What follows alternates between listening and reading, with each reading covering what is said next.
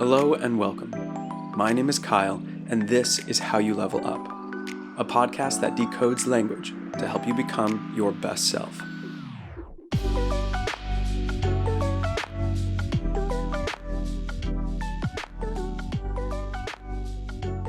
Today we ask, what are the principles of propaganda?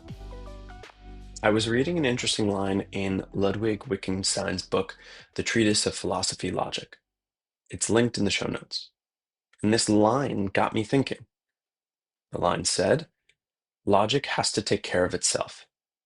A possible sign must be able to signify something. Everything that is possible in logic is also permitted. Saying that Socrates is identical means nothing because there is no property called identical yet. The proposition is nonsensical because we haven't happened to make a certain arbitrary definition, but not because the symbol is intrinsically not allowed. In a sense, we cannot make mistakes in logic. Why was this important for me to note? Well, when building an argument, we produce propositions. We build upon these propositions to conclude. Without definitions for our propositions, the propositions themselves mean nothing. How is this connected to propaganda? By creating arbitrary definitions, or having arbitrary definitions, propositions are transformed from nonsensical to logical. And the interesting thing here is that propaganda isn't creating definitions, it hijacks them. In episode 17, and in many episodes after that, we reviewed how heuristics work, where they come into play. These shortcuts that we use every day to make sense of what's going on around us. The mental frameworks that help us navigate life without getting overwhelmed by every single decision. The same mechanisms are at work when someone primes you with the words yellow and fruit. Now tell me what pops into your head. Had I primed you with tropical, maybe you would lean towards pineapple.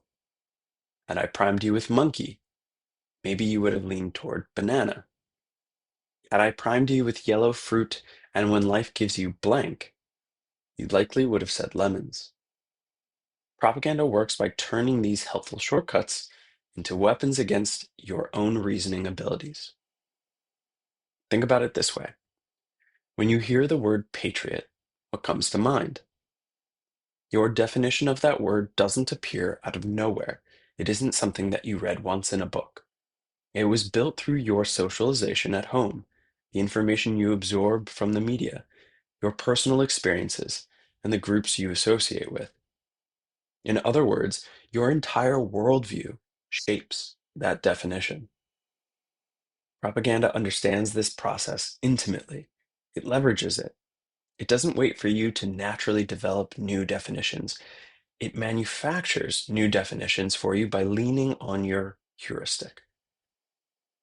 Let's say someone wants you to believe that questioning certain policies makes you unpatriotic.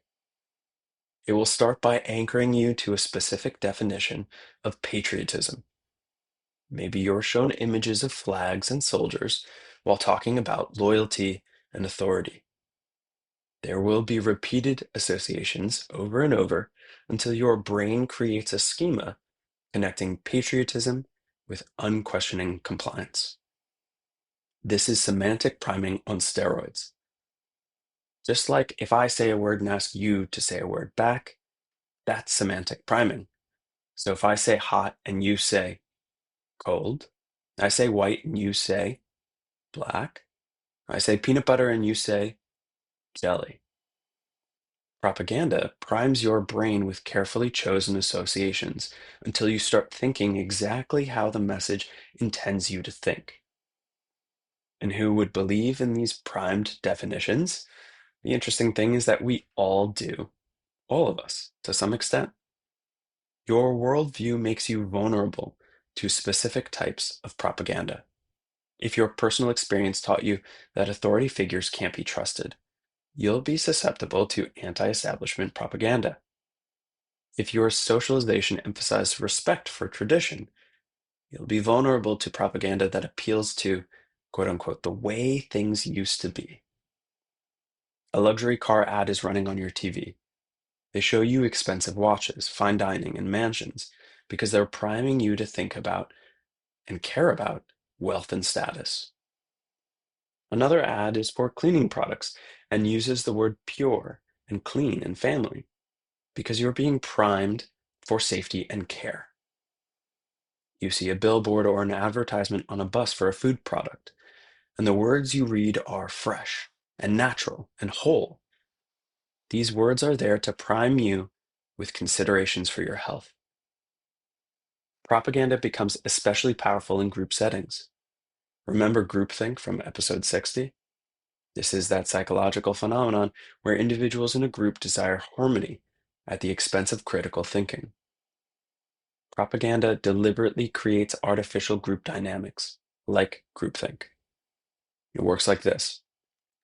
The propaganda message establishes an in-group, be it real Americans, true believers, people who care about their children, and an out-group, everyone else who doesn't quote unquote care about those things. Once you identify with the in-group, questioning that propaganda message means risking social rejection.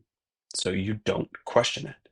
You might even suppress your own doubts to maintain that harmony with the in-group, even if you're not with a group of people. This is why you see people nodding along when watching TV or listening to a broadcasted message. They're not stupid. They know no one can see them nod. They're simply responding to social pressure. Oh, and by the way, the outgroup is normally not a real outgroup, meaning if you take the time to consider the in-group's differences from the outgroup, you'll find that the outgroup normally cares about those things too. Maybe a little bit of critical thinking can go a long way here.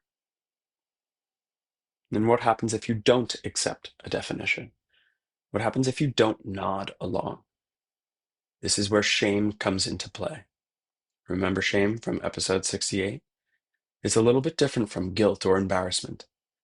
Guilt says, I did something wrong. Shame says, I'm a bad person. It's a psychological mechanism designed to suppress violations of social norms, and it motivates change in your behavior. Propaganda weaponizes shame by creating that artificial social norm, then making you feel like a bad person if you violate it. If you question the in-group's beliefs, you're not just wrong, you're unpatriotic, uncaring. If you question the in-group's beliefs, you're not just wrong, you're unpatriotic, uncaring, and morally deficient. This shame can drive you toward different responses. You might repair your threatened self by apologizing and conforming. You might protect yourself by withdrawing from the conversation entirely. Or you might defend yourself aggressively, lashing out at whoever challenged your in-group beliefs, driving you to embed yourself further into the groupthink's social pressure. Notice how none of these responses actually involve examining whether the belief is true or not. Shame bypasses your critical thinking entirely and puts you in a defensive, a protective mindset. The clever part here on the side of propaganda is that propaganda doesn't need to shame you directly. It just needs to create an environment where questioning a thing feels shameful. They'll point to examples of people being ridiculed or ostracized for asking the wrong questions, and your brain will do the rest. You'll shame yourself into compliance. This is where the 7 principles of propaganda come into play. The first is lie big. Big lies work better than small ones because the masses won't believe that anyone would lie about that. Your brain uses the availability heuristic here, a mental shortcut used to estimate the likelihood of an event by comparing it to a known prototype or stereotype in your mind. If something seems too outrageous to be a lie, it must be true. The second principle is to simplify or focus. Don't make it complicated. Ignore history. Keep it simple for simple minds. This exploits your brain's preference for heuristic processing over semantic processing. This is the heuristic of Occam's razor, which refers to the preference of more straightforward explanations as opposed to more complex ones. Complex information requires mental effort. Simple information slides right past your critical thinking. The third principle is to repeat. People cannot tell the difference between facts and familiarity. If they hear the same words repeated enough, those words become true in their minds. This is the familiarity heuristic at work. We mistake repeated exposure for truth. The mere exposure to an idea or rhetoric builds a preference simply because it's familiar, meaning you begin to favor it because it is known. You don't like the unknown. The fourth principle is blame. Never credit the other side, always blame, debase, defame, and dehumanize. This creates an us versus them worldview, the in groups and out groups. That makes questioning feel like betrayal. The social proof heuristic is lit up when we tend to accept something as normal, correct, or appropriate because the rest of society does. It's painful to feel shame, so we avoid it at all costs. Number 5 is provoke. Outrage, fear, and resentment are more powerful than reason, logic, or facts. Emotional heuristics bypass your rational mind. This is the affect heuristic. It is how our emotions influence our decisions and judgment. A person might question facts, but they will never question their own feelings. And it is easier to demonize all who disagree rather than having reasonable arguments. Number 6 is crisis. Issues must be about life or death, good versus evil, love versus hate, the divine versus the demonic. Urgency defeats objection by making systematic processing feel like a luxury you can't afford. The representativeness heuristic is at work here, those snap judgments about something by placing it into a category based on its surface appearance. And the last principle of propaganda is there is no limits. Morality is for losers. The victor's morality will not be questioned. This is the authority heuristic at play, because whether we like it or not, every society is structured in a way that we defer to authorities and experts constantly. We defer to doctors on medical issues, engineers when building, lawyers on legal issues. It is impossible to go about life trying to be an expert on every topic. So instead, we team up with the authorities to make intelligent decisions. This last heuristic is necessary because it gives the propaganda message permission to use any tactic, no matter how harmful, so long as they come out on top. So these 7 principles of propaganda are lie big, simplify, focus. Are 1, lie big. 2, simplify or focus. 3, repeat. 4 is blame. 5, provoke. 6, create crisis. And 7, no limits. Each of these principles works by building and reinforcing schemas in your mind. They leverage neural pathways that become automatic responses. When you hear certain words or see certain images, you react without thinking. That's not a bug in your mental operating system. That's the entire point. There was a post that I saw on social media that said, boomers and earlier generations finished brain development before the internet. They only learned to trust authority and never build an epistemic model for the digital age. That's why they're so vulnerable to propaganda.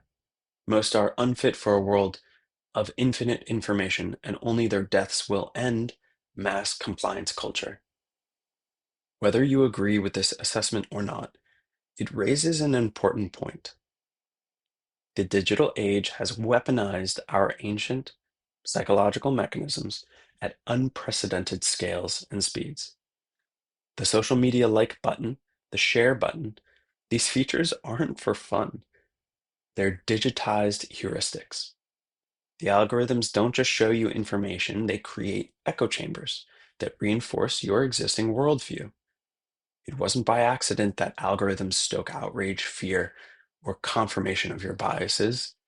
Social media wants you to stay engaged because it means more views, which means more advertising dollars, which really means that the incentives of these organizations are working in direct opposition to our individual autonomy, sovereignty, and critical thinking. The same psychological principles that make propaganda effective also make social media addictive. The platforms profit from your attention, and propaganda thrives in environments where people aren't thinking systematically. So, did I just create a crisis here by talking about all of the things that are out to get you with the way that propaganda works, the principles of it? What can we do about this? Well, let's start by acknowledging our assumptions. Where are we using heuristics instead of systematic processing? Can we catch ourselves when we've come to a conclusion quickly? That quick decision might be happening because of a heuristic that somebody just tapped into. Did I want to use that heuristic? Did I want to come to that conclusion? Or did someone lead me there with an embedded schema?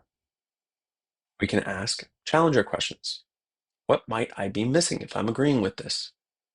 What idea has led me to think this way? How actionable is this belief? And are there any other ways to accomplish what I want? We can pay attention to our emotional responses because when we feel strongly about something, we can ask, what is the fundamental piece I don't agree with? Or you can have a fun intellectual game and ask yourself, in what situations would I agree with this opposing position? Of course, one of the most important things you can do to fight propaganda is to diversify your information sources. You can seek out people with different worldviews, ask them what they think, what led them to think that thing that is different from my belief or my worldview. And the goal ultimately isn't to become immune to influence, because that's impossible. We can plainly acknowledge that. The goal here is to become conscious, attentive of when you're being influenced, so you can decide whether or not you want to go along with it or not. Other questions that you might want to ask yourself are, what schemas have you built in your mind without your conscious consent? How do you distinguish between genuine social norms and manufactured ones? When was the last time you changed your mind about something important, and what made that possible? What definitions are you carrying that might have been planted there by someone else's agenda? And finally, how might you use your understanding of these propaganda mechanisms to create positive influence in the world around you? The same tools that can manipulate can also educate. The same heuristics that can deceive can also inspire. The choice, as always, is yours. And the choice is only available to you if you're aware that you're making it.